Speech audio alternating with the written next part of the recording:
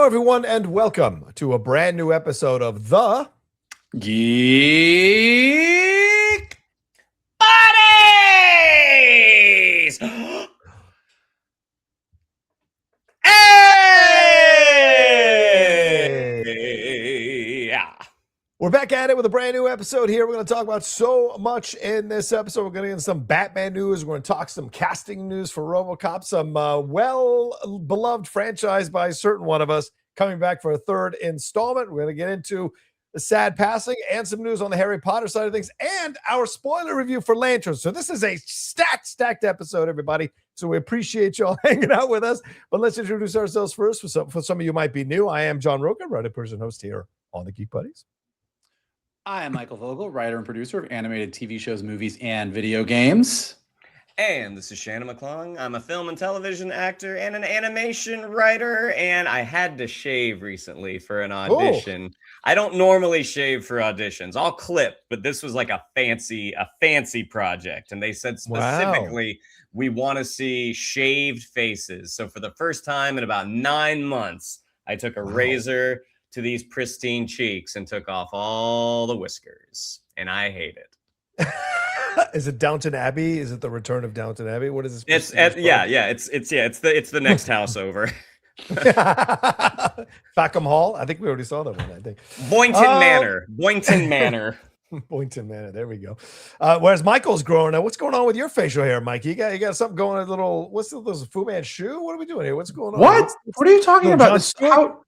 Are you growing a John Stewart? I don't know. It looks a little. I'm not doing literally anything different than I always do. I just maybe am like a day behind on shaving. It's pretty much the same as it always is. Same as but thanks for noticing that I look the same. I'm trying to include everybody. I'm sorry.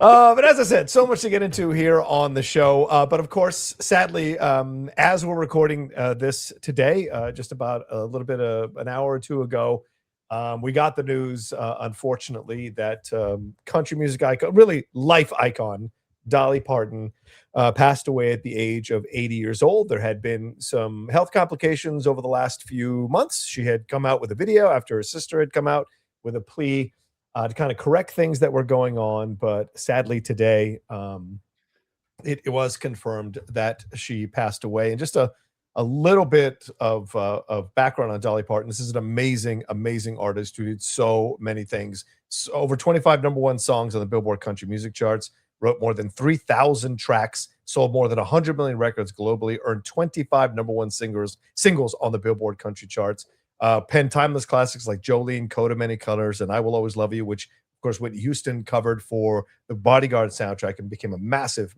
smash. She won 11 Grammys out of over 50 nominations, got a Lifetime Achievement Award. She is in both the Country Music Hall of Fame and the Rock and Roll Hall of Fame. She also starred in hit movies like 9 to 5, The Best Little Whorehouse in Texas, and Steel Magnolias. The less said about Rhinestone, the better. She received Golden Globe and Academy Award nominations for her film work in music.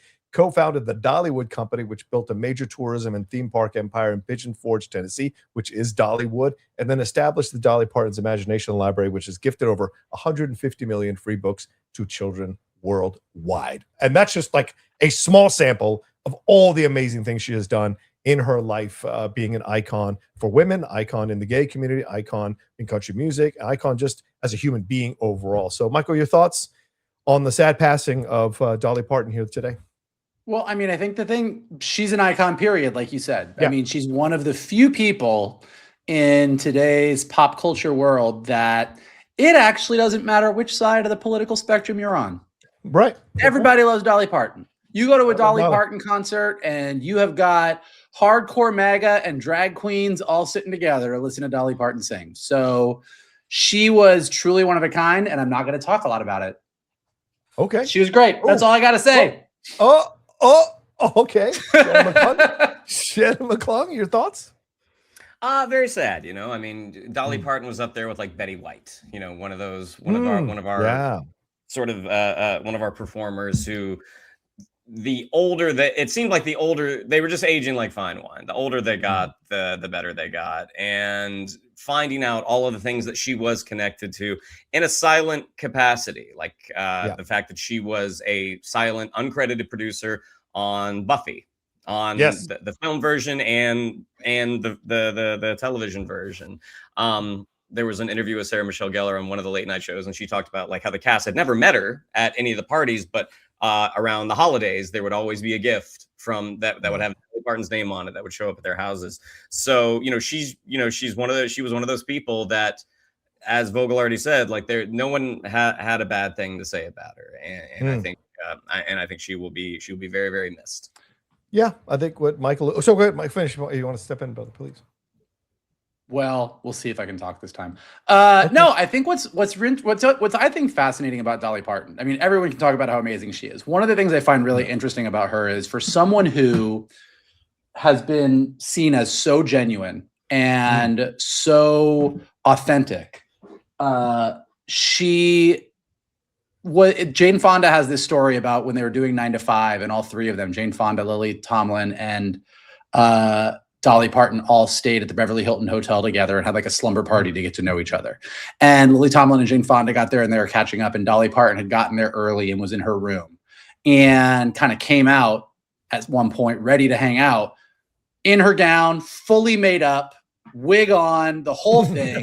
And Jane Fonda was like, I've never seen her without her makeup on. I don't know what she looks like. And I think that that's one of the things that's so fascinating about Dolly Parton is she probably has one of the most put together personas of anybody that there's no cracks in it. Have any of us seen Dolly Parton without her wig and her makeup on? Nobody has. But she made that work for her. That became who she was and allowed her to have this way of connecting with anybody and everybody. And I think we will not see her like again for quite some time. Yeah, in a world, I think what you were alluding to earlier, Michael, in a world full of people, or full of people on multiple political sides of the spectrum. I mean, as you were talking, my mind went to the end of Birdcage, where you had the Republicans on one side and you had the gay community and the drag queens on the other. And it's like, this is the kind of thing that she brought people together.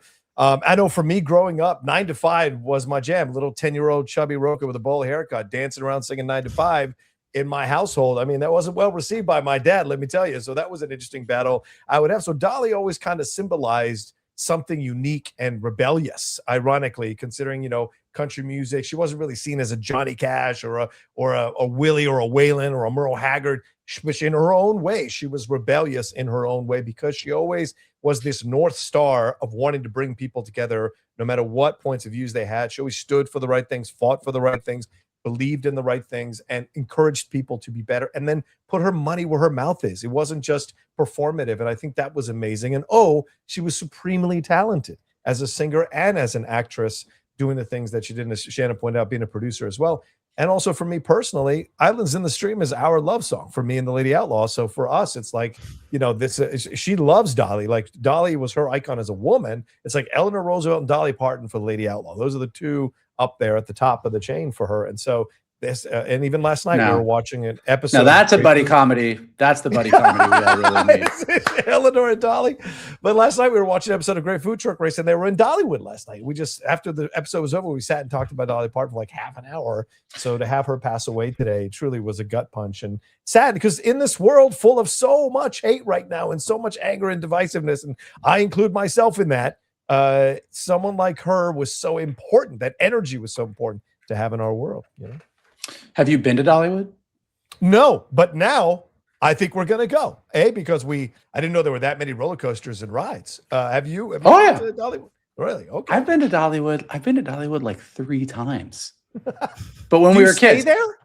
No, I never. No, we stayed in Gatlinburg. Like, my parents loved the Smoky Mountains. Like, that was a trip that my parents loved, and it was being in Florida. Awesome. It was a drive, but it was a doable drive. So my parents were really into, we want to do nature. We want to drive around the Smoky Mountains. My dad wanted to sit on a patio and just sip his coffee and look at the mountains. a thing that my dad was really into. But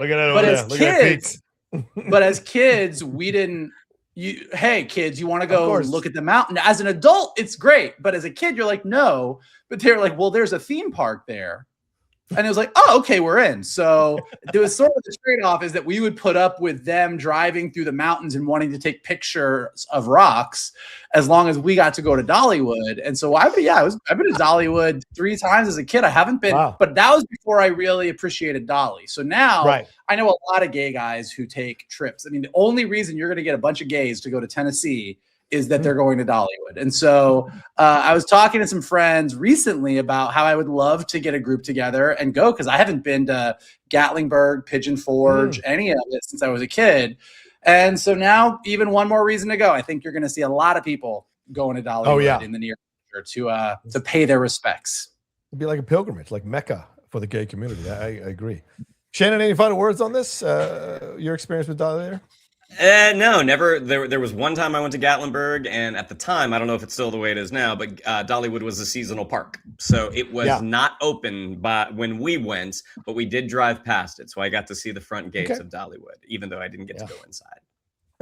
Nice. I've never been to Graceland either, so I may need to take a.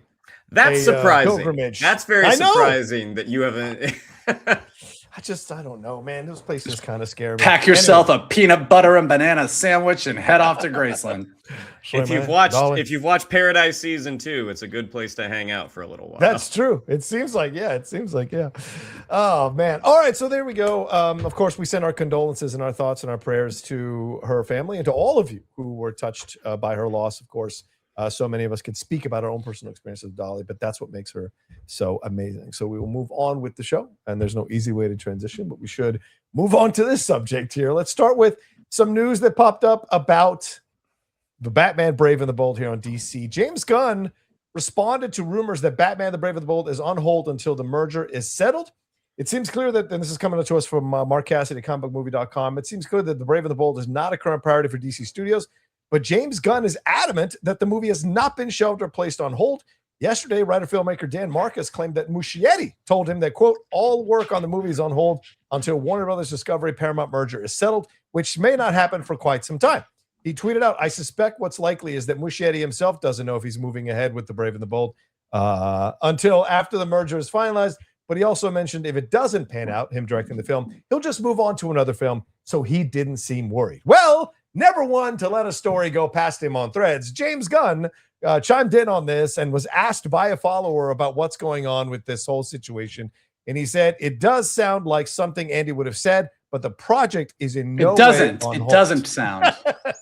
Oh, sorry. It doesn't sound like something Andy would have said, but the project is in no way on hold. Thanks for the correction, Michael. And then Dan Marcus came back saying, I apologize for any confusion. My previous post may have caused. For the record, I don't see myself as a scooper. One evening, my friend and I literally just ran into Muschietti outside a movie theater and inquired about the status of the Brave and Bold. That's it. So who's telling the truth, Michael? What the hell's really going on here? What are your thoughts? Well, it's going to make my geek buddy, John Rocha, happy to know that at this point, anytime James Gunn says anything, I kind of think it's probably a little bit not true. Like it also, and again, I know we say this every single time, but it bears repeating. If James Gunn just hadn't said anything, this would have been a blip on the radar and we wouldn't even be talking about it. Thank you. It is a non-story. Yep. That it's just a non-story, except that James Gunn then comes out and says, no, it's absolutely moving forward. Nothing is on hold, full steam ahead. DCU is the best, rah, rah, rah. And then you're like, okay, well, now here we are talking about it. And if he had just shut his mouth, he'd be fine. But yeah, I think there's probably a lot of stuff that's on hold right now while this whole WB Paramount merger thing is going on. And beyond that, what's going on with Muschietti and Brave and the Bold? What's going on with James Gunn and Brave and the Bold? Who's writing it? Who's actually directing it? What's really going on? Like, the entire thing is such a clusterfuck of intrigue and non-answers to come out and go, nope, it's absolutely moving forward. With what? No one knows what this thing is. So, and a poor guy that's like, I'm not a scooper.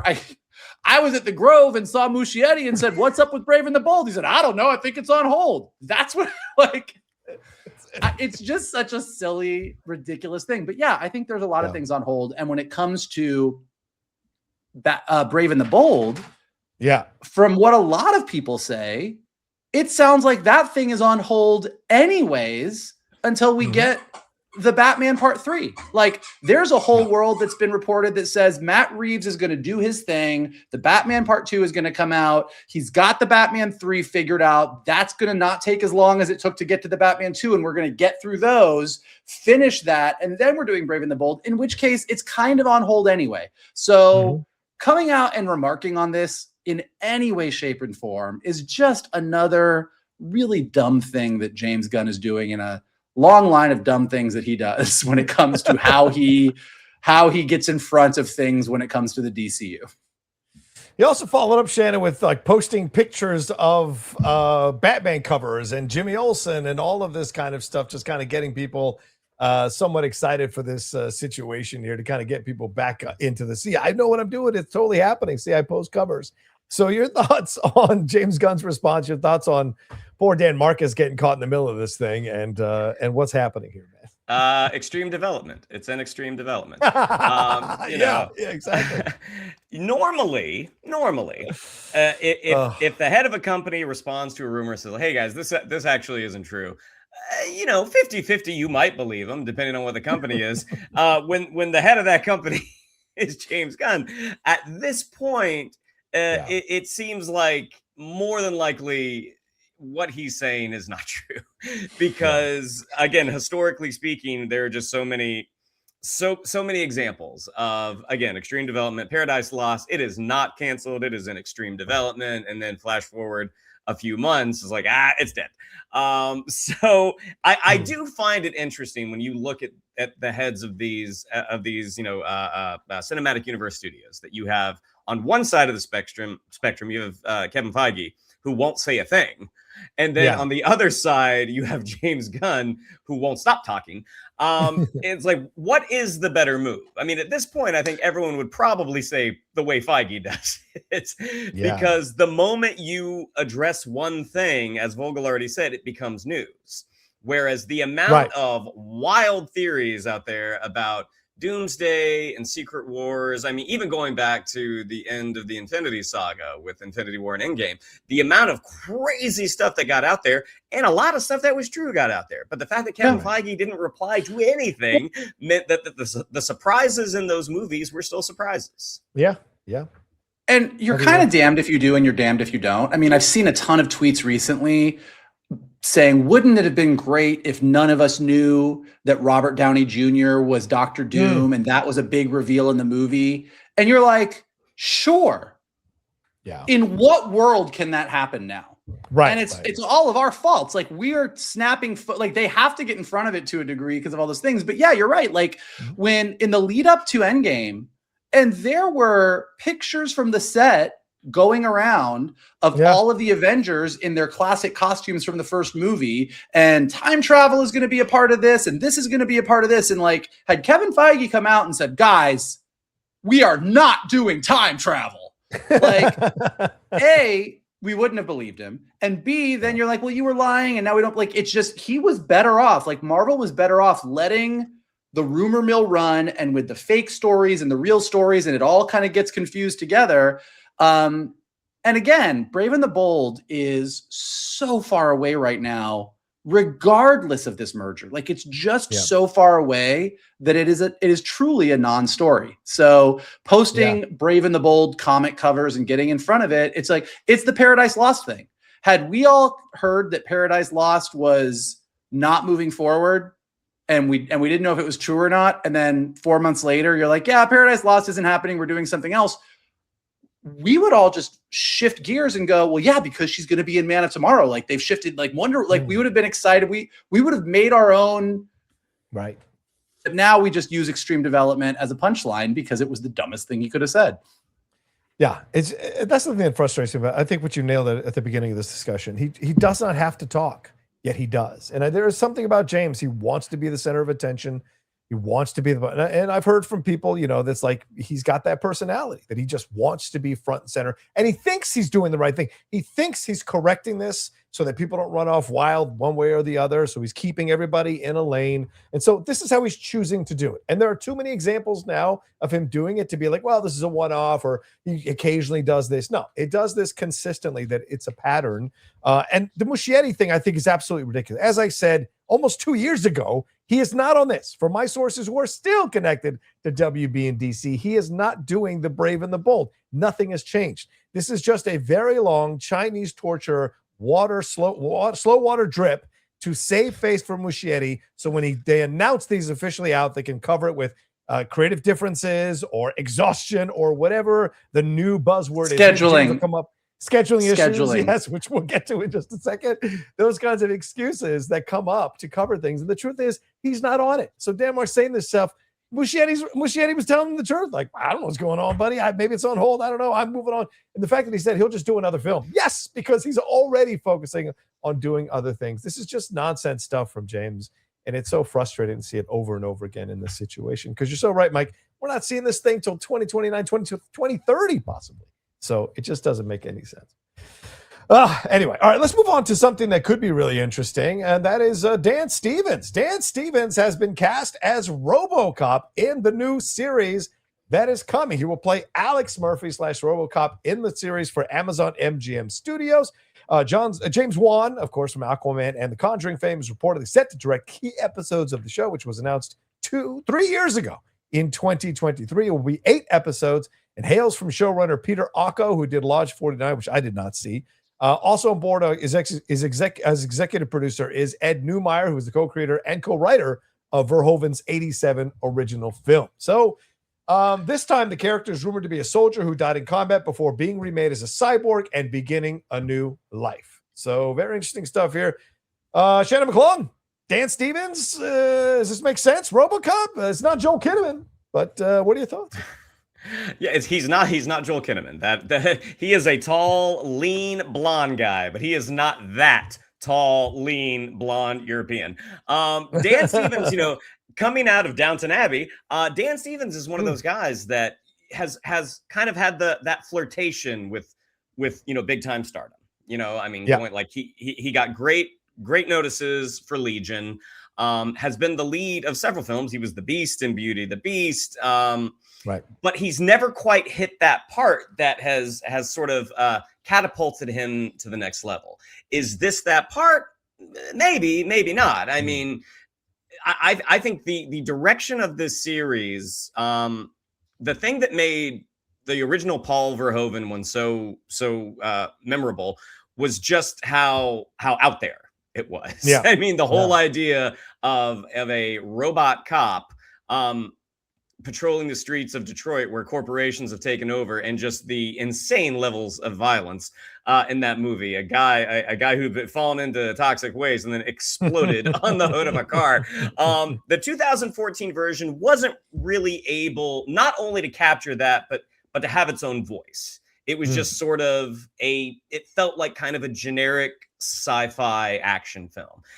Dan Stevens is a phenomenal actor and is a very competent lead. But I think this is all going to come down to what the vision that the writers have for this story. Because again, that 2014 when you had Michael Keaton in it right before his big comeback. Joel Kinnaman was a hot property at the time, and that one just kind of came and went. And so it just depends on what kind of story they're telling. But in any case, Dan Stevens as the lead of your IP driven series, Dan Stevens is a good choice. Yeah, I like the choice. And I like that it's going to be an unusual approach when you have Dan Stevens on board. He's much more like A24 type sensibilities, even if he appears occasionally in like Godzilla Kong or whatever.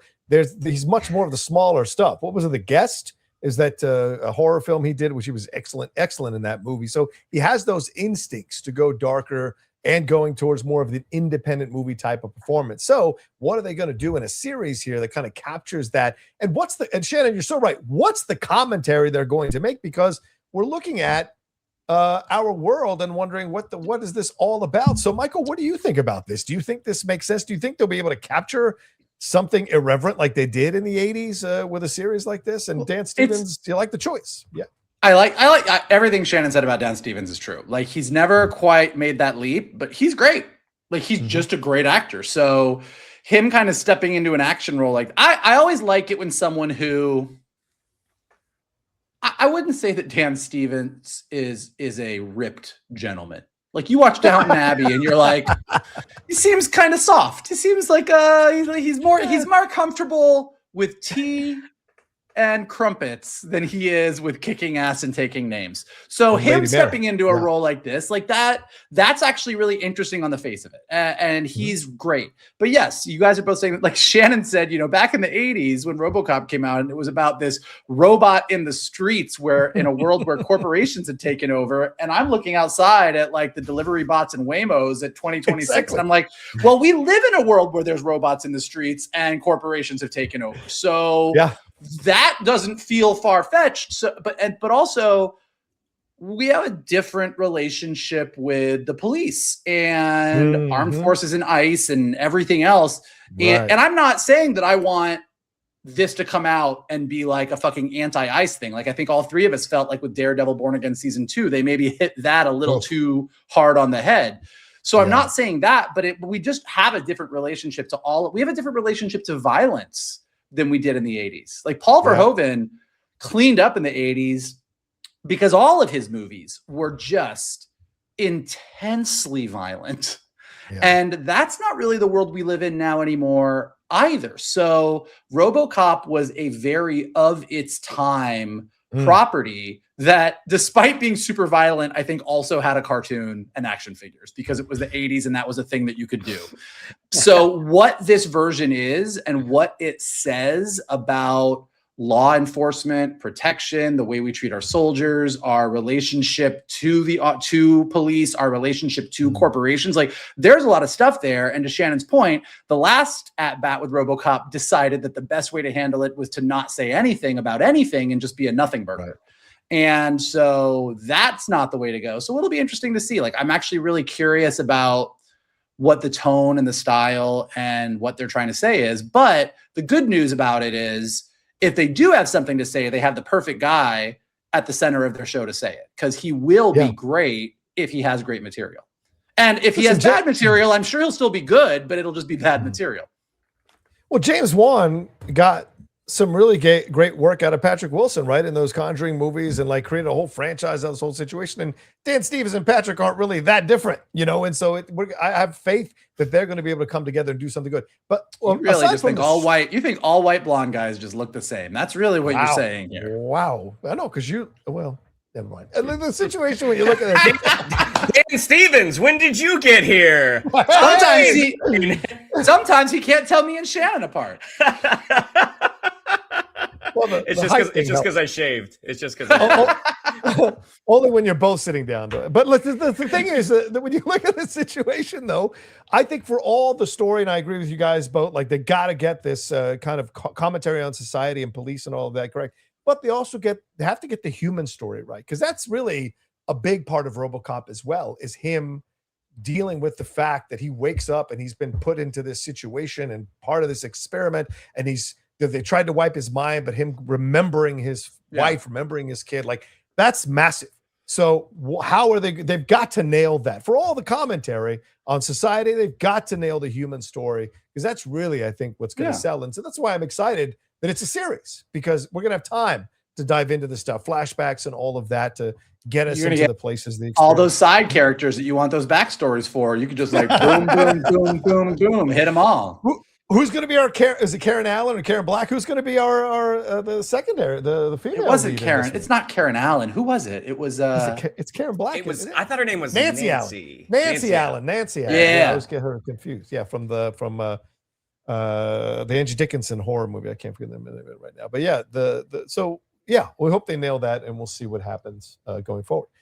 Well, speaking of casting and some changes on this casting situation here, let's get to this Harry Potter story. When last we checked in with Harry Potter season 2, Nicholas Hoult was playing Gilderoy Lockhart, the character that Kenneth Branagh brought to life, not live action from, of course, the character created in the books by J.K. Rowling. And now apparently Nicholas Hoult has pulled away for quote unquote scheduling issues. And Kit Harrington, who voiced him over recently in the Harry Potter series that's available for you guys to download and listen on the audio tracks, is stepping in to now take the place and play Gilderoy Lockhart. So, Michael Vogel, do you like this choice? Do you like this casting? Does it make sense? Does Jon Snow know something about Gilderoy? I just like that you said you can now download the Harry Potter audio on the audio tracks. Get the audio tracks, everybody. I don't know what you want me to say. I don't do audio books. I don't know what those are. It's, Your ways, you mean I'm just a frozen caveman. Your ways are wild to me, man. Anyway, go ahead. you could listen to Kit Harrington on the full cast recording of the Harry Potter books that are currently available on Audible for download. But yeah, look, I think we all think the same thing. Like, nobody thinks that Nicholas Hoult pulled out of this for scheduling reasons. Everybody thinks that it's the J.K. Rowling of it all. Now, the question would be, and I asked this to somebody the other day who said it, it's like, sure, that is the likely culprit, but it's not like he nor his people didn't know about that going in. Yeah. Like, it's not like you took the role and then discovered that there's a whole part of the internet that thinks that J.K. Rowling is so toxic that you shouldn't touch anything related to Harry Potter. So he would have known that already. So what changed would really be my question. Is like, was the response on social media so negative that his people were like, whoa, you got to do that? Did he have people in his life that he is close to personally say, I really wish you wouldn't do this? Like, there's something along those lines. I would assume. I don't think that you pull out, like, I don't know. I mean, maybe he got some amazing role that we're going to hear about soon, and we're going to be like, oh, that's why he pulled out, and it probably had nothing to do with J.K. Rowling. But I think that's what everybody's thinking, and there's probably some level of truth to it. The other part, though, is as someone who did listen to the Audible series, Kit Harrington was great.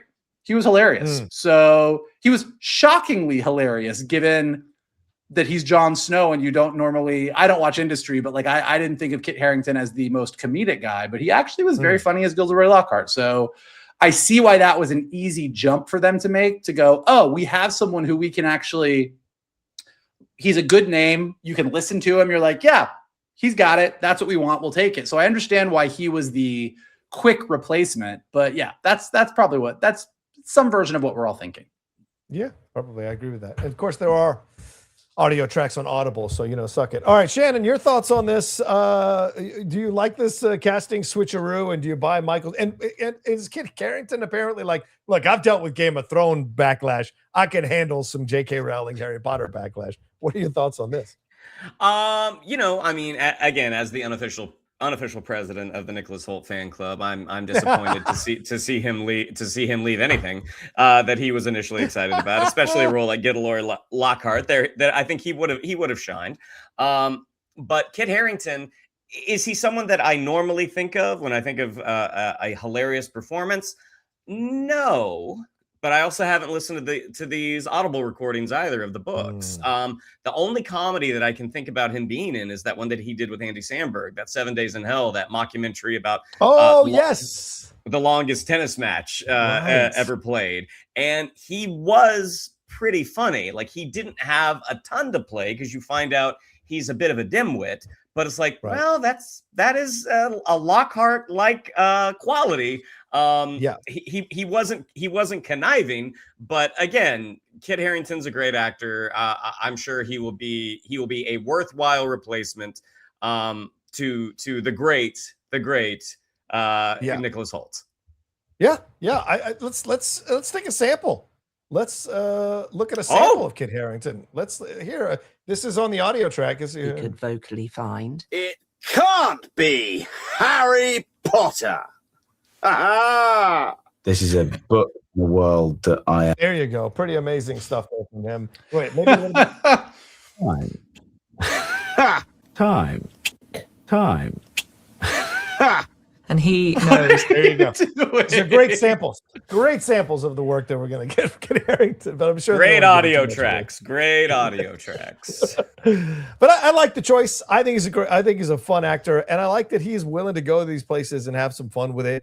And clearly, he's like, I'm going to take the backlash. It's not going to be as big, and I'm going to roll through it and do my thing. And some people have said, though, guys, I wonder what you think about this. Some people said that maybe he pulled out, possibly because they might want him for He Who Shall Not Be Named. Would that make sense to you guys if he dropped out of this role, or they moved him off of this role to give him He Who Shall Not Be Named? Or do you think it was the social media backlash in the end that we're going to find out that was enough for him and he couldn't do it? I don't know if you've played Lex Luthor if you then want to go over to Lord Voldemort. I feel like you might want a little bit of variety in some of your choices, but that's just my initial reaction. I don't disagree. Oh, and we just lost. And Vogel has left. He was so upset by your left the building, John. Dan Stevens is gone. Oh wow, Dan Stevens. Sorry, everybody. Is that Patrick Wilson? Wait, Patrick Wilson's here. I was off filming Robocop. Dick Jones. Anyway, do you think it could be Voldemort, Michael? Or do you think that's nonsense? I don't think that's it. Okay. I don't think you. I don't. No, I don't think so. Okay. There's going to be someone that's just not the right vibe for Voldemort. Fair point. Just no. All right. Let's move on to one more story before we get into our spoiler review of Lanterns. Let's talk about National Treasure 3. This one's getting the cockles of Shannon McClung excited. Filmmaker John Turteltaub has confirmed that a third National Treasure movie is finally a go. Turteltaub appeared on Friday night at the Philadelphia Visitor Center, where National Treasure Hunt podcast hosts Aubrey Paris and Emily Black were taping with a live audience. According to the Philadelphia Inquirer, the crowd was initially stunned by the news from Turteltaub before loud applause and cheers were issued once he confirmed it. He said, quote, "I have not said anything before this, but you deserve to have the scoop. It's finally real. Now it's Hollywood real," meaning things could happen. Nick gets hit by a bus. There's no National Treasure 3. If I get hit by a bus, there's probably a National Treasure 3. Welcome to Hollywood. He also confirmed there is a script that he and the studio like and added, quote, to whatever extent we can, everyone is back. Does that include Justin Bartha, Diane Kruger? We shall see. And he also, as a part of the reason it takes so long is that people are quick to read politics and everything and take sides. He feels they have to address that. We have to be very careful, he said, but I don't feel we are allowed to ignore it. I think we have to include that idea of the story somehow without making someone feel put off. So, Shannon, you hear these Turteltaub quotes? He did put in, could happen. Your thoughts? Is this a possibility? Are we seeing a Nick Assance, a Cage Assance after Spider Noir? Do you think a National Treasure 3 is coming? I mean, I like Nick Cage as Benjamin Franklin Gates. I think this is one of his probably not the biggest acting challenge for him. But the National Treasure movies are fun. Like the first one I thought was okay. The second one is the one that I really, really like. And maybe it was because I just preferred Ed Harris's bad guy to Sean Bean's. I don't know. But I mean, the Book of Secrets film, I really gravitated towards when it came out and was curious to see more. Now, that was almost 20 years ago. Yeah. So does this feel a little past its sell-by date? Maybe. I mean, that's certainly possible. But if they've got another fun, rollicking treasure hunt through the annals of American history, awesome. But the thing that Turteltaub did say about sort of the political climate, I can see where that could be a concern. I mean, depending on what specific era from American history you are pulling from. But any chance to get Nick Cage back, looking for treasure. I kind of doubt Jon Voight will be back, but any excuse to get him back, back in the saddle, I'll take, even though I feel like this is probably 50-50 at best. Yeah. All right. Michael, your thoughts on this? Is Nick Cage going to find the Bill of Rights? Like, what's the situation here? Do you think this will happen? National Treasure 3? I mean, look, there are IPs that I get really excited about, and there are IPs that I really hate. National Treasure is an IP that I have no opinion on whatsoever. We finally found the one thing. Go ahead. Yes. I mean, they're not bad movies. Like, I don't dislike National, but like when you say there's a possibility for a National Treasure 3, my response is, that's nice. What do you want to order for dinner tonight? Like, I don't care. This is such I could care less. But, I'm glad I put it on the right. But the one thing that Shannon said that I like that it just sparked is like, actually, and again, this is Disney would not do this, but the most interesting story is exactly what Shannon just said and what Turteltaub said you kind of have to reference, but you have to be careful. But like in a world where we are extremely politically divided, there is an artifact that would prove one thing one way or the other. And people on the right and people on the left are both so desperate to get it that people are dying. Cue Benjamin Franklin. What's his name? Benjamin Franklin Gates. Yeah, Benjamin Franklin Gates. Get him in here because we need to find this thing. And he's got both. Like, that's actually a really interesting movie that makes National Treasure relevant for today that Disney would never do. So my complete apathy for this IP will continue. I love this idea. I hope it comes back. I enjoyed the first two. I didn't see that TV series. I think Shannon tried to watch it. Yeah. I heard it's pretty bad. So, offensively bad. But Cage can make shit. Can make he can make he can polish up a turd and make it amazing. So I love him as an actor. And Diane Kruger, not always. Not always. All right. I'm not always. That's true.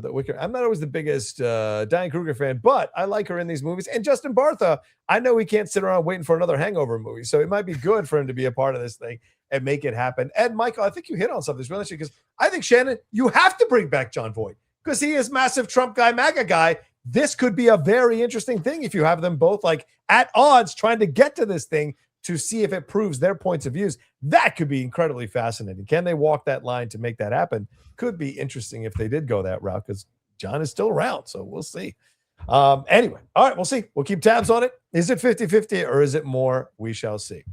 All right, let's move on to our review here of Lanterns, our spoiler review here of Lanterns. Second episode of the season, Trust Fall, directed by James Hawes, written here by Vanessa Baden and Chris Mundy. We get more with Hal and Jon Stewart here and John's little bird, which is a big thing throughout the entire series here. We also get to meet Atrocitus, or possibly Atrocitus. His name is Anton, could be Atrocitus, the Red Lantern. We shall see. John gets tortured by him and gets told what's going on, imprinted with what happened there. And we hear about the Manhunters and all of that. But meanwhile, Kyle is exploring the town, discovers that they have a technology that can test for aliens. As he drags a dead alien body through the metal detector. This is an alien detector. He confronts Macon, goes back and forth with him, even though Sheriff Carrie Kane doesn't want him to, but he gets shot in the process, and Sheriff Carrie Kane is there by his side to nurse him through his injury, and she reveals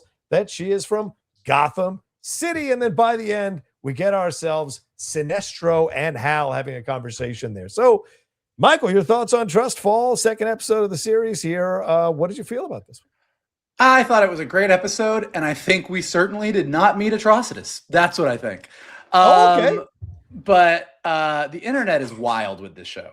The internet, when it comes to Lanterns theories in just 2 episodes, has been wildly entertaining. But yeah, I thought this was a great episode. Like, so far, Lanterns is fully delivering, honestly, we'll see where the season goes, but in these first 2 episodes, for my money, that balance of Green Lantern superhero stuff and true detective style grounded, it feels like they're really hitting that balance nicely.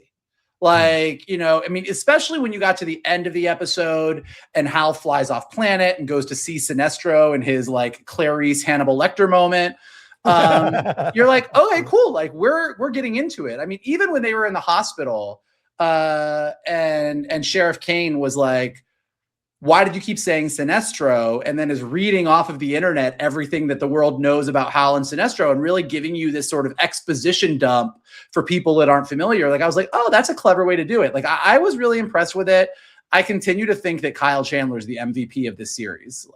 So assuming that Hal is really dead in 2026, no offense to what Aaron Pierre is doing as Jon Stewart, because I think he's doing a really good job, but I don't know that he can carry a show without the Kyle Chandler part of it. So that'll be interesting. But I thought this was thoroughly, thoroughly enjoyable.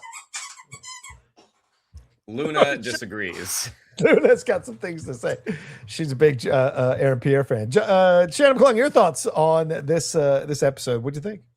I enjoyed it, and like I do like reading all of the fan theories. The fact that Sheriff Carrie Kane is related to Batwoman, that she's talking to Commissioner Gordon when she says, say hi to Barb, like he's talking about Jim Gordon's daughter, the fact that she's from Gotham. I do think her accent And then the fact that she's from Gotham, I'm like, that doesn't sound like a Gotham accent to me. Yeah. The idea that who is this manhunter who was potentially stashed away in Rushville? Is it Sheriff Macon? Is it Zoe? Is it or not Sheriff Macon? Is it William Macon? Is it Zoe? Is it Sheriff Kane? I'm enjoying the mystery and what Anton was talking about in that sort of interrogation scene of John. That is the Atrocitus backstory from the comics. So the fact that he and his guys might be from Sector 666.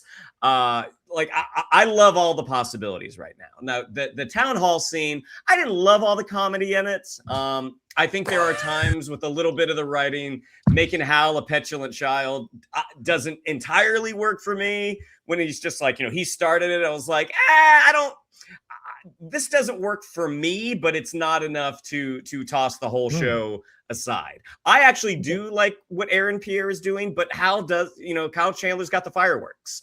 I mean, he's the guy that gets to play sort of, as Zoe puts, the more eccentric character, whereas Aaron Pierre is very much, the military straight man. One of the theories that I really enjoyed is Kyle Chandler's Hal being very do as I say, not as I do. When he's like, this ring, this is a service weapon. You do not use this unless you have to. And he's making, $20 bills. He's making, bottle openers.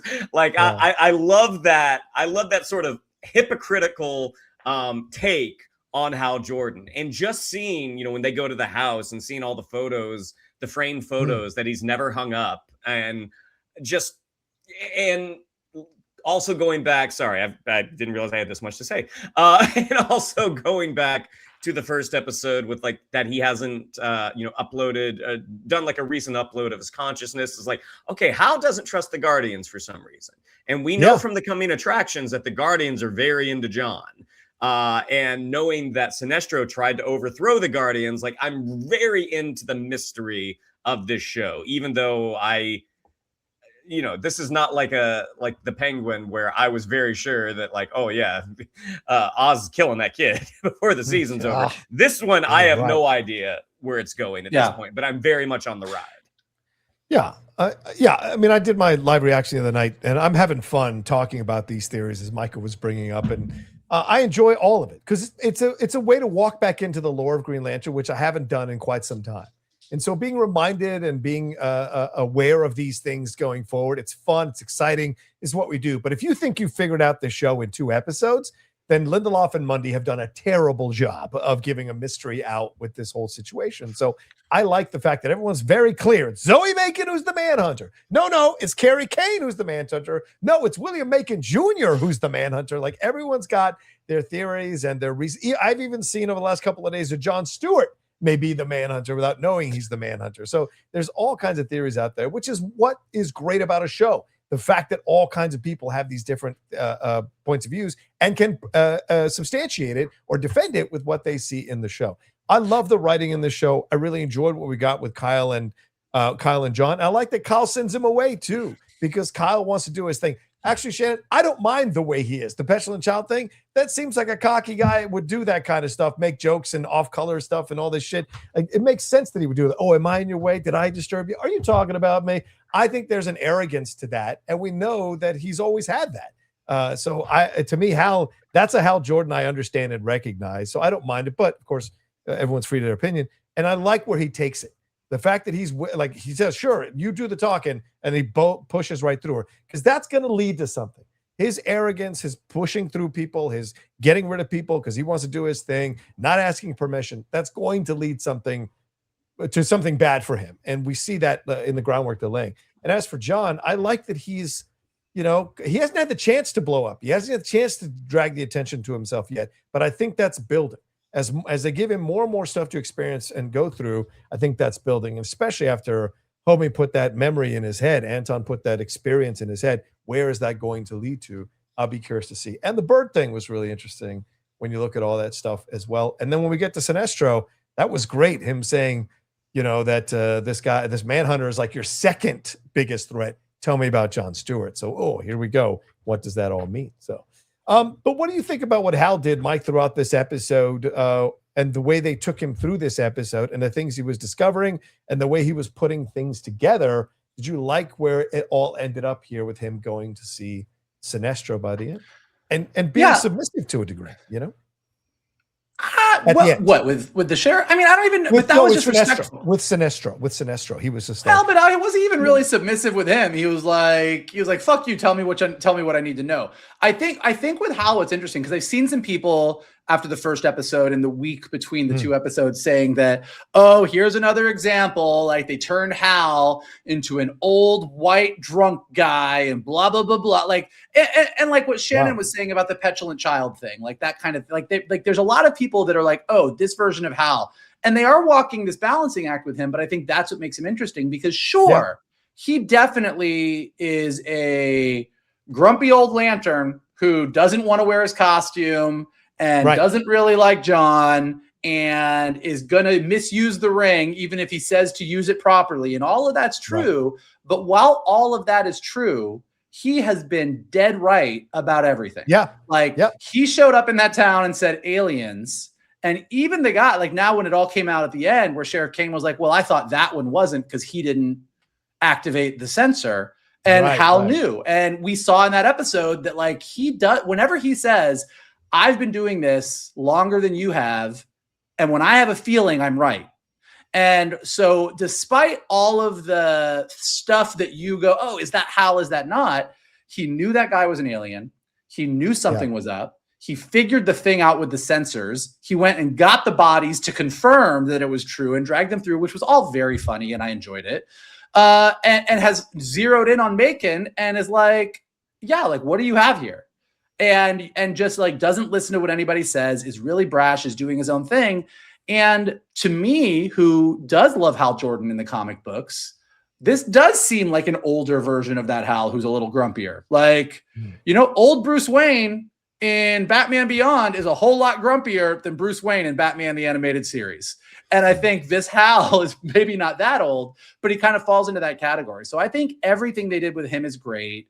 And I think, you know, I do think the show does a really good job also of knowing where and how to make an exposition dump interesting. I think opening the series with that 60 minutes interview, which is no matter how you slice it, an exposition dump, like that is an exposition dump, but watching 60 minutes when a superhero unmasks themselves, as 60 Minutes does a whole like retrospective on this is who this guy is, was very clever.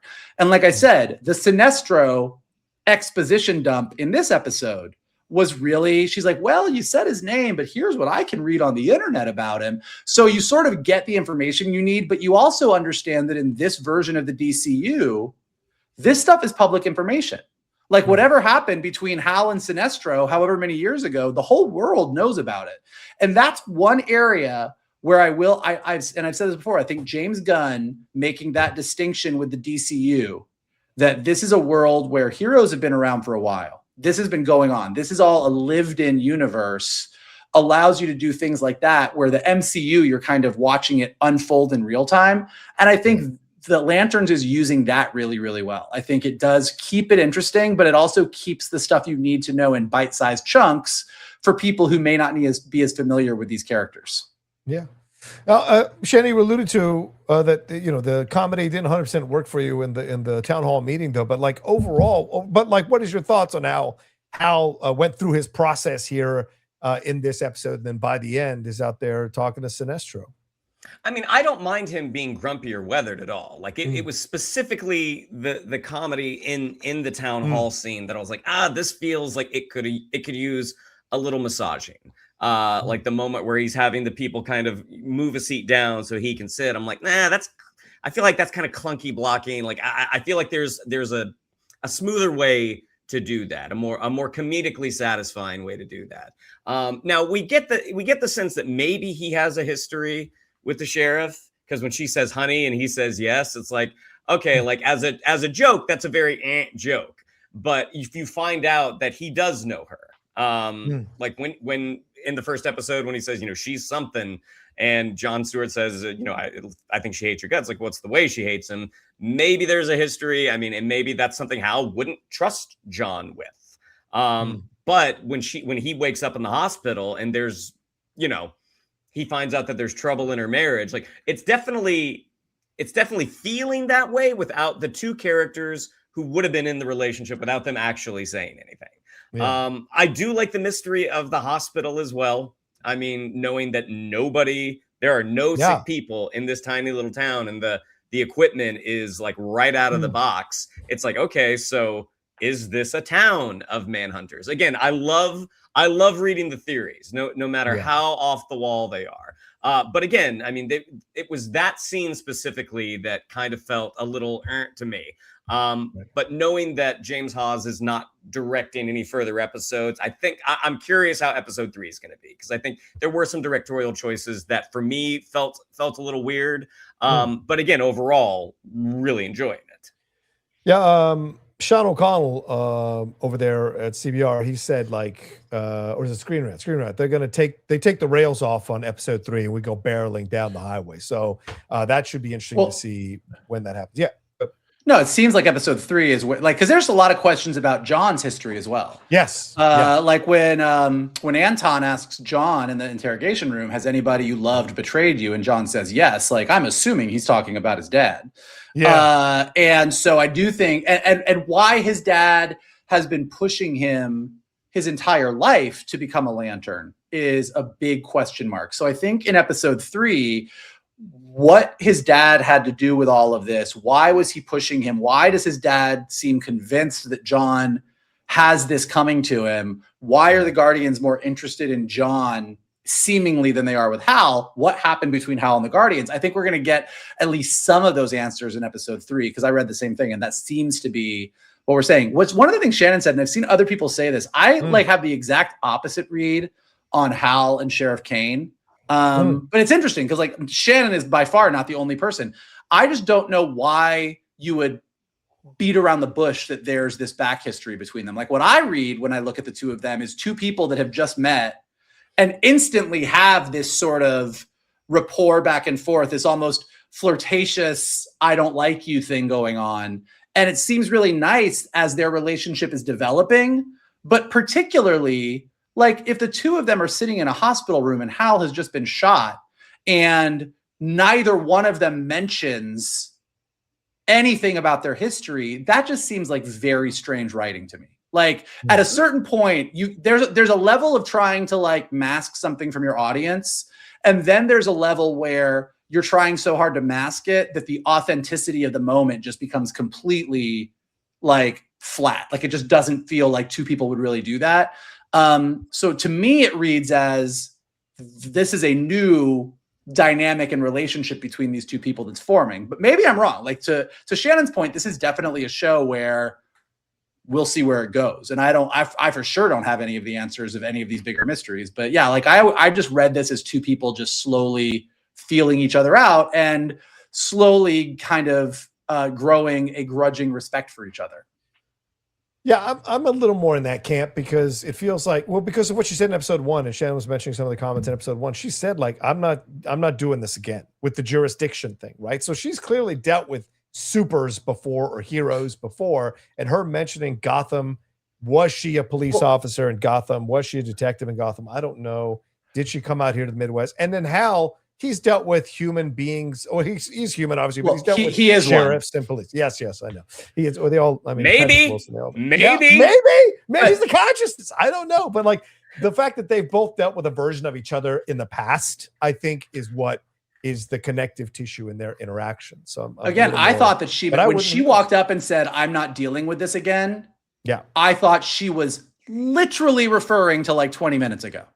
Like she just like a Green Lantern showed up and said, there's aliens here. And she said, no, this is my crime scene. And like, however many minutes later, Jon Stewart walks up and she walks up and says, I am not dealing with this again. And I was like, yeah, she literally just dealt with it. But like a lot of people took it the same way you did, that you're like, oh, well, she's got this whole history. And I'm like, yeah, I don't think that's what that is. Who knows? We'll find out, sure, as this rolls around. But let's talk a little bit more about her. What's going on with her, Shannon? What do you think is the deal here?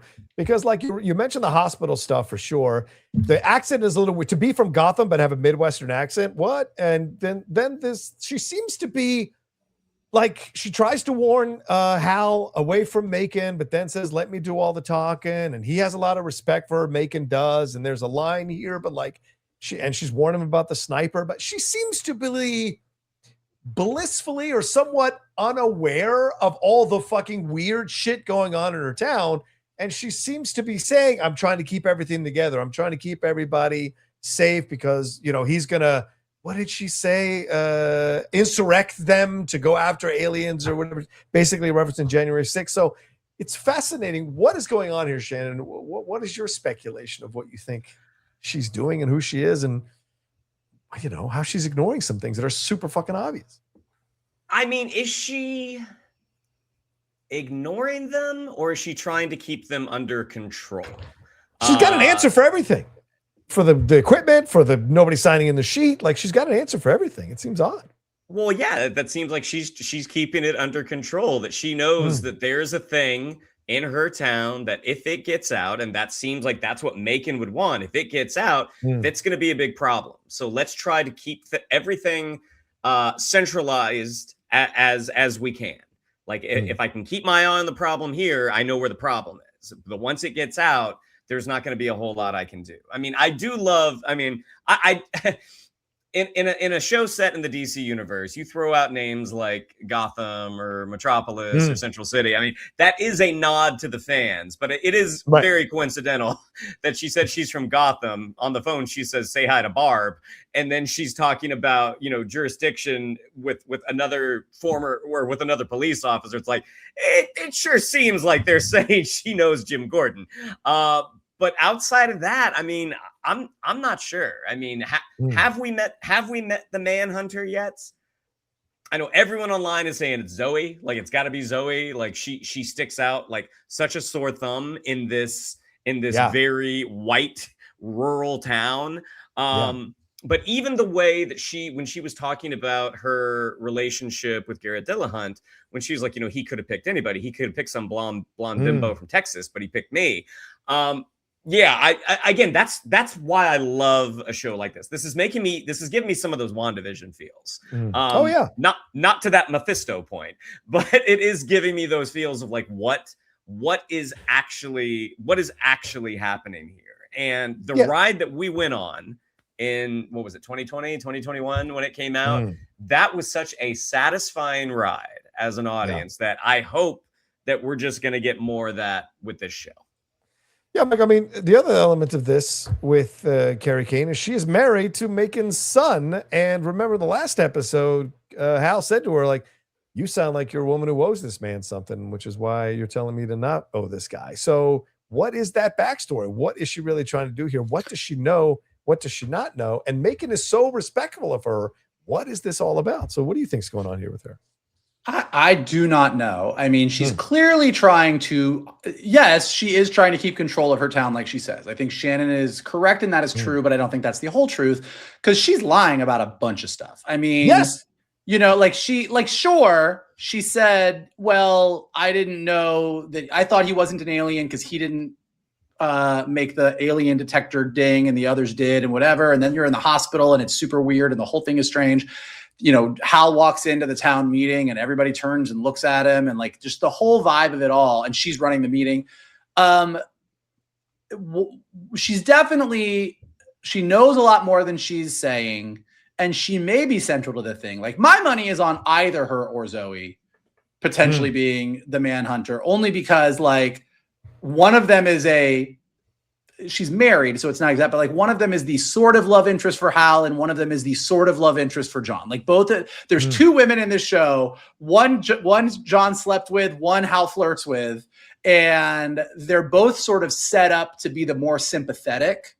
Yeah. So it's the most satisfying if one of them is the Manhunter. That's the most complicated. Like Macon being the Manhunter doesn't really make sense. I mean, maybe a Manhunter says he hates all aliens because he's decided this is the best way to arm humans to fight against aliens, and there's a whole but Zoe or the sheriff being a Manhunter is more interesting. So that I like. I will say there's two. One, when it comes to the actual lore that is being dropped, like Abin Sur when he crashed was bringing a manhunter, and that's why, and they were going to hide him, and so they did hide him, and there's this whole town that's come up, and then there's these other aliens that want to kill the manhunter for what the manhunter did, and the bigger mystery and how Sinestro ties into it, and Sinestro trying to overthrow the Guardians but being Hal's enemy, but then Hal has a bad relationship with the Guardians, like all the stuff that is pulled from the comics that they are infusing into the series is like what I said. That's the balance of this is a really fun true detective story that also has all of those elements of Lantern lore. Right. I don't think that the sheriff has anything to do with Jim Gordon or Barbara Gordon or anything. I feel like that's all like some weird confluence of like, I don't think I think that's nothing more than a Gotham Easter egg. And I don't think there's any bigger thing to that at all on any level. It's a Mephisto. It's a Mephisto. It's a Mephisto. Like, I think it's a Mephisto because I just think that like her saying she's from Gotham is much more interesting if it's a lie and she's a manhunter. Like everything about her is sort of just like, well, okay, maybe you came to this town and you discovered this whole secret and you decided to help them cover it up. And maybe she really is from Gotham, but I don't think that, like I saw somebody be like, it's Batwoman. It's Batwoman. Yes, Batwoman is hiding. And I was like, okay, hold on. You're saying Gotham City and maybe the DC Universe's biggest lesbian decided to go into hiding, went to a small town in Nebraska, married a dude, and changed her name, but not really. No, I don't think that's the case. She's mentioned a kid, hasn't she? We haven't seen her kid, have we? Oh no, we've met him. We saw him? He's the one who threw the football in the first episode. Oh, that's right. Yes, right, because he's now the quarterback in 2026. Good point. Michael, defend your points of views on this, because a lot of people would disagree with you and say this is atrocitus. Anton is actually atrocitus, but you're saying vehemently that it isn't. So why do you think it isn't when the backstory, as Shanna said earlier, matches up pretty well with Atrocitus's backstory? It's just kind of, and this is just a feeling. Like this is more of like a gut feeling from a kind of building a show and built in the DC universe kind of vibe, which is, yes, his backstory matches the Atrocitus backstory.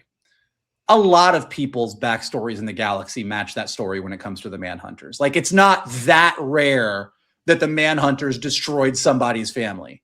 But the bigger thing, that's sort of circumstantial. It could still be Atrocitus. The bigger thing is this team wanting to do the second you say we're doing grounded Green Lantern stuff, I don't think we're getting into the color lantern spectrum. Like, I don't think we're starting to throw in Larfleeze from the Orange Lanterns, and Sinestro is going to launch the Yellow Lantern Corps, and we have the Indigo Lanterns and I just don't think that is where these people are interested in storytelling.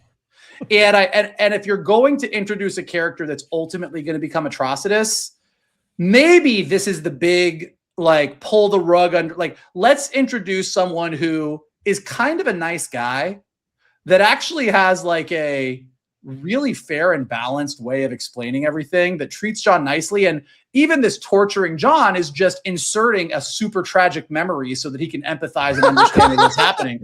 Michael, that's what it is. It's just traumatic as hell. It was absolutely traumatic as hell. Like, I'm saying like, in what world did they do that to John to harm him? Why were they harming him? What was what I'm saying is, yes, it was traumatic as hell. It super hurt. I don't think it was like we tickled your ear, but like, this was not a moment where it was like, we're going to make you hurt until you tell us what we want. Like, literally, they were like, this shit happened to us. It was super traumatic. Here, now you feel what we feel. Which is an empathetic thing to do. None of these things stack up to be, we're going to reveal you to be the leader of the fucking Rage Lanterns. Well, like, it just doesn't really. But Michael, he did say, here's a phone. You have 48 hours and we start blowing up the town. So it isn't like he was like, hey, if you can figure us out anytime soon, we love it. So there is an element of danger. I'm not saying he's like E.T., like, I'm not saying he's the kindest, gentlest alien that ever lived, but I just don't. Oh my God, that movie. Nobody remembers that movie. But yeah, I just red light go, green light go, red light stop, yellow light go very fast. everyone listening is like, what the fuck movie are those three talking about? Everyone under 40. Everyone under 40. But yeah, there's just like, and look, I'd be more than happy to be wrong. I'd be more than happy to get to the end of this season, and this dude is like, now the Red Lantern Corps can rise. And I'll be like, fuck, they got me, they fooled me. But I just have a feeling that this creative team is like, we're going to show as little of the Green Lantern part of the lanterns as we can. I don't think they're into red, blue, indigo, violet, orange. Like I just don't think that's like, I don't think that Macon is really Black Hand. Like, I don't think any of those things are true. So you're saying no to Blackest Night. Okay, go ahead, Shannon. Go ahead. Counterpoint. Yes, please.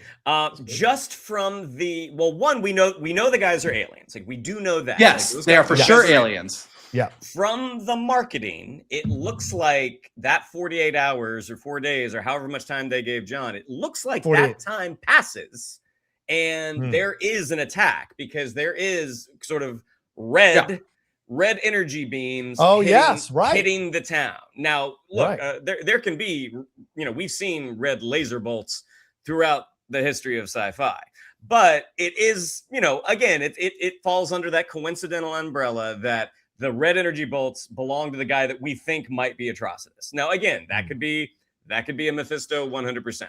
And that's going to help me dovetail into not a theory, but a guess. Okay. Do we think that Jon Stewart's dad was in contention for having that ring? Because when he didn't get it, he's making his son basically live out what he wanted. Good. I don't think anyone was in contention like that. That would indicate that Abensor died and the ring sort of floated up and said, ladies and gentlemen, open auditions. And everybody auditioned and Hal won, which is what we know didn't happen. I think the thing about this show is that Hal was handed a ring.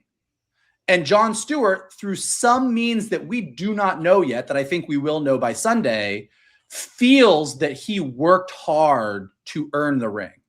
But I don't think that his dad was in contention or like ever found out he was in contention because the ring just fucking went to Hal right away. Boom. Like that's just what happened.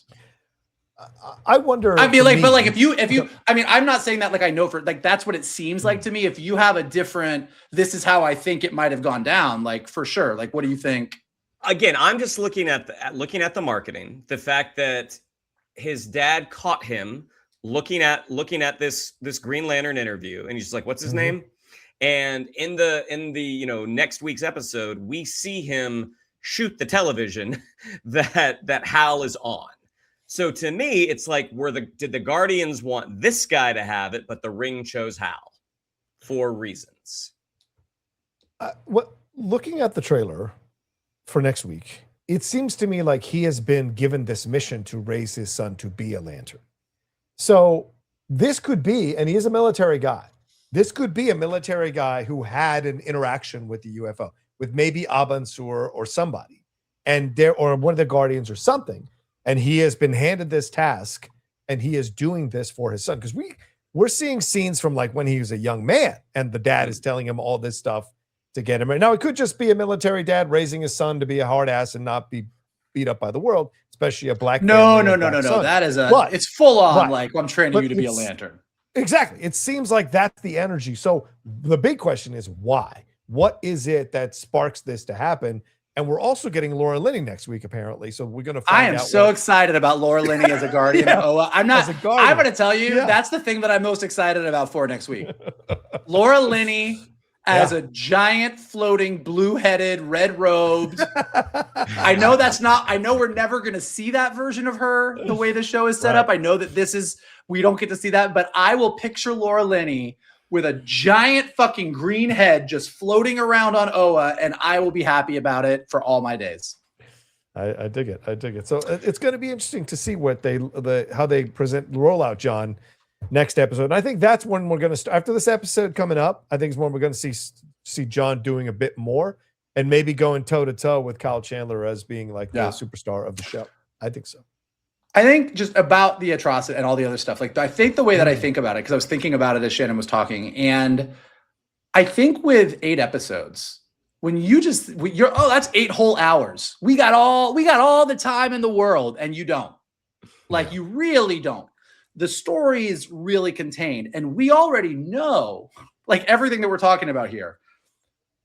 Like I said, we know Abensor crashed in Rushville. Rushville? Is it Rushville? Yeah, Rushville.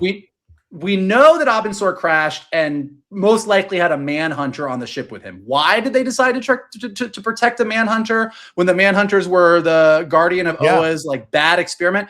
This is actually maybe my comic book knowledge and real life knowledge messing up. Did not Atrocitus say that the Guardians made the manhunters? Did he reveal that part? He did say that, right? I thought he said that. Yeah. He did. Yeah, he did. Okay, just making sure. So like the Guardians in a time of chaos, they created them. They were right. They did. Okay, I couldn't remember. Yeah. So like we know the Guardians made the manhunters. It was a failed experiment, but for some reason, Abensor had a manhunter and was going to protect it, or the manhunter killed Abensor, whatever happened. Down there, we know that there's a manhunter in Rushville. We know that there's a group of aliens that are going to blow Rushville up in case they don't find who the manhunter is. And meanwhile, there's the backstory of Hal and Sinestro and the Guardians of Oa. And how does that all tie into Hal's opinion of the Guardians and why the Guardians are thinking Jon Stewart's a better option? That's all stuff we know we're going to have to traverse over over the rest of the season. How you get unless it's just a reveal at the end of the season that he's Atrocitus to set up season 2, and season 2 is going to be this whole other thing, maybe. But other than that, there's just not enough room for him to be Atrocitus and that to be a whole thing. I don't think. That's my opinion. I feel like everything that we know they have to deal with feels like so much for them to land already that I just don't know why you would do that. That's my feeling. But again, if I am wrong, much like me thinking that Toy Story 5 was going to be the movie of 2026, I'll be happy to admit that I was wrong. Yeah, we'll see. I mean, it's going to be interesting to see where they take that whole story. Because the way they're rolling out everything is so matter of fact, I don't know that they need to make it a spectacle. And I don't know that they necessarily want to go down that route. And we saw that with Watchmen. Like, Lindelof only made certain things really pop, but everything else was so matter of fact that you just were dealt with this. You just had to deal with this world. Man, that was. I want to rewatch that. I'm up for a Watchmen rewatch soon. Maybe I'll start that this week. One other question for you. One last thing for you. One last thing for me. You go first. No, go ahead. No, brother. Go ahead. I was just going to ask about this situation, but we can go. Oh, okay. Let me do mine first really quick because I think that's a more interesting way to end. What do you think is up with John and his bird? Yeah, that's one I was going to wheel back to. So yeah, for me, I think it just shows that this is the exceptionalism of John.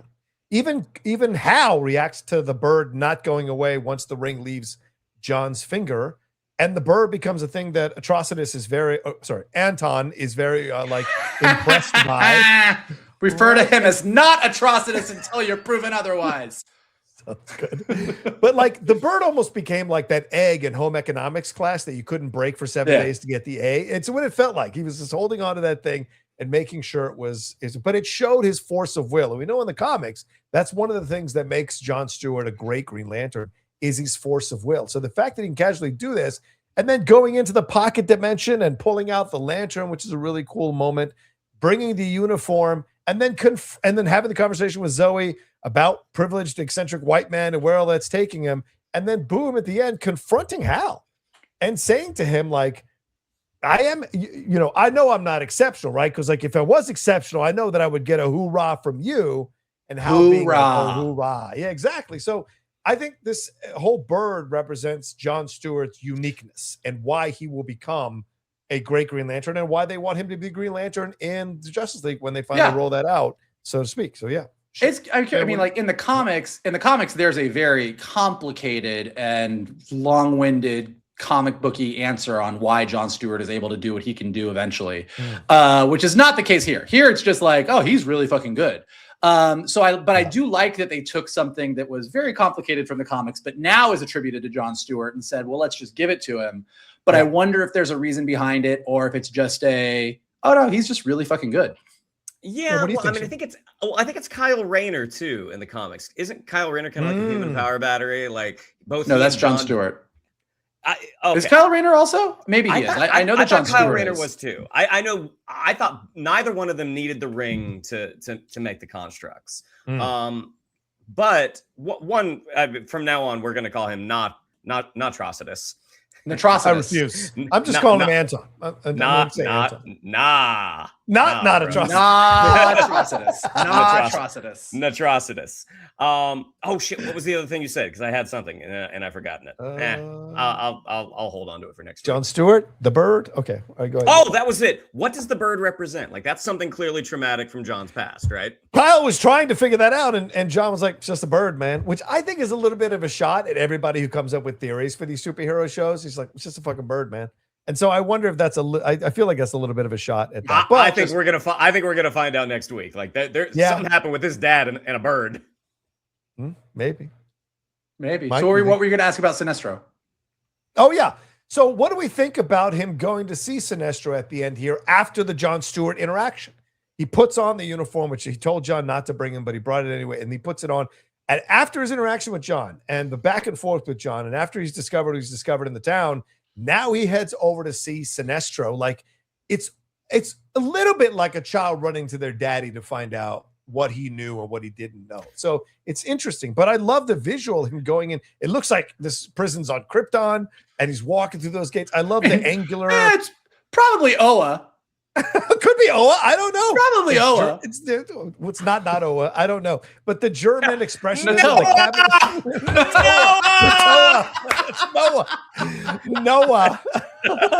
But like, I think it's really cool the way they laid that out. And like the cabinet of Dr. Caligari, German expressions approach to it. But then the fact that just in this one moment, the fact that he is in control, like Sinestro is in control.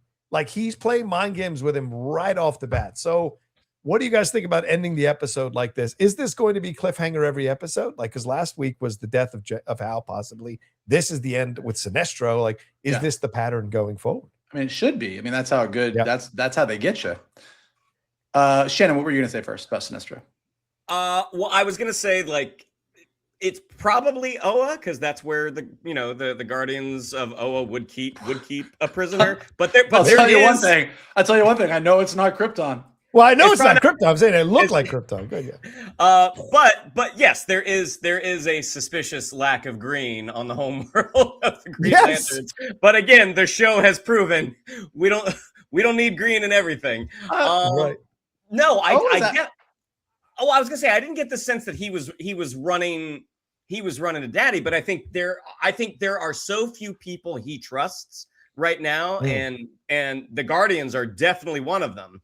But Sinestro, his mentor, his former friend, who betrayed him, maybe we don't know if Sinestro betrayed him in this, or Sinestro thinks Hal betrayed him, but he's like, this is a guy who was before me, and I did have some sort of relationship, and he has nothing to lose right now. So let me go and ask him. But I do agree with you, Jon, the way that he was able to masterfully turn the tables and be like, if that's true, that would be your second biggest concern. Tell me about Jon Stewart. And going to the idea that the Guardians are hot on Jon Stewart and Hal doesn't trust the Guardians. Like, I love the mystery that is being built. And I'm afraid we're not going to get answers to this until episode 4. Oh, no, and how does he fucking know Jon Stewart? Like, who's telling him about Jon Stewart in that prison? That's the other part. Well, this is the thing. Like, how old is Jon Stewart now? 30, in 2016. If his dad, if Jon Stewart's dad has been training Jon Stewart since he was a kid to be a Lantern, it presupposes that Jon Stewart's dad somehow had contact with the Guardians, and that would probably predate Hal and Sinestro duking it out. The reason that Sinestro tried to overthrow the Guardians, did it have something to do with Jon? Did it have something there's this? So like, this is where it all sort of comes together. I think the thing about the Sinestro ending is a great ending. It was a great ending. and it promises you something great that I think Shannon's right. We probably won't get till episode 4, but that's where you're going to really know if this Hal Sinestro thing has heat or not. It was a great ending that set up a cool dynamic and a cool promise. Like, it makes sense. Again, we don't know why Hal. Well, if Sinestro tried to overthrow the Guardians, yes, Hal stopped him. But now Hal clearly is no friend of the Guardians. He's not a big fan of them. So does he sort of see Sinestro's point of view now? But is he like, what, I didn't know about the Manhunters then, or I didn't have all the information now. Like, he knows that Sinestro knows something that he needs to know. I don't know that he knew that Sinestro knows all about Jon Stewart, but I think that's super interesting. And now if Sinestro toys with him, like, I think it's less someone running to daddy and it's more just the classic Silence of the Lambs Hannibal Lecter. Like, Sinestro is fully Hannibal Lecter right now and is going to offer bits and pieces of information to Hal in return for bits and pieces of information back or something like that. Well, I would say the difference with this, and I know I've seen the Silence of the Lambs thing, and I think they said in the behind the scenes thing, the difference is that Clarice didn't know Lecter from a hole in the wall. This is, she knew about him, right? But this is his mentor who has betrayed him. Why would he go to try to get information and think he could trust the information from a guy who has betrayed him, screwed him over, even if, they had a relationship, that friendship, the guy has shown. So I think the show is setting up that the Guardians are the villains. That's what I was going to say. I'm getting that element. Yeah. The enemy of my enemy is my friend. Right. Like, so what? Yes, right. Sinestro might be his enemy, but to your point, was also his mentor who he respected and trusted at one point. Right. Sinestro tried to take down the Guardians. Hal is starting to suspect some shit, or has been suspecting some shit for a while. Yeah. So if I think the Guardians are doing some shit, why don't I go talk to my old mentor who tried to overthrow them in the first place? Right. And be like, all right, what the fuck was really up? Why don't you tell me what went down? Yeah, maybe there's information possibly here. Right, exactly. Which could be real interesting, because is it going to be John versus Hal later on in this whole situation? That could be fascinating. Well, and wait till the Orange Lanterns and the Blue Lanterns show up. I don't know why you're trying to pee in people's Cheerios about this Black They're very excited. I actually do love all the theories. I love the theory. Some guy was like, I don't think it's a Manhunter in Rushville. I think it's the Martian Manhunter. And this is how they're going to introduce John Jones into the entire DCU. And he had a whole theory about why it was really the Martian Manhunter. Here's the thing. And it's like we said a couple weeks ago. I don't get mad about the theories. What I will get mad about is when if the season is done and it's a solid season, and people are mad that it wasn't Atrocitus, or mad that the sheriff didn't suit up in her Batwoman outfit and team up with Green Lantern, then I'll be like, you guys need to calm down. The theories are great because we get to decide what's a Mephisto and what's not, and I'm all down for that.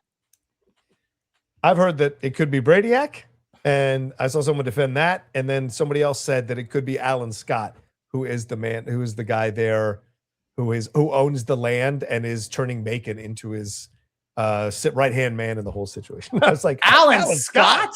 I was like, Alan Scott, my mind like cracked open. You can't go that far, so it'd be interesting. Anyway, all right, so that's our spoiler review there for the second episode of this season of Lanterns. Thank you all so much for joining us for this entire conversation of everything we got into here. Shannon, what do we have to tell these wonderful people? Yeah, if you'd like to follow us on social media, on Twitter, it's at geek_buddies, on Instagram at _geek_buddies. If you'd like to follow me on social media, on Twitter, it's at Shannon_McClung, on Instagram at Shannon the Geek Buddy. Do you think it's Natrocitus? Follow Michael Vogel at MKToon. If you think it should be on Noah, follow John Rocha at The Rocha Says. I'm going to get so much shit for that. Mikey?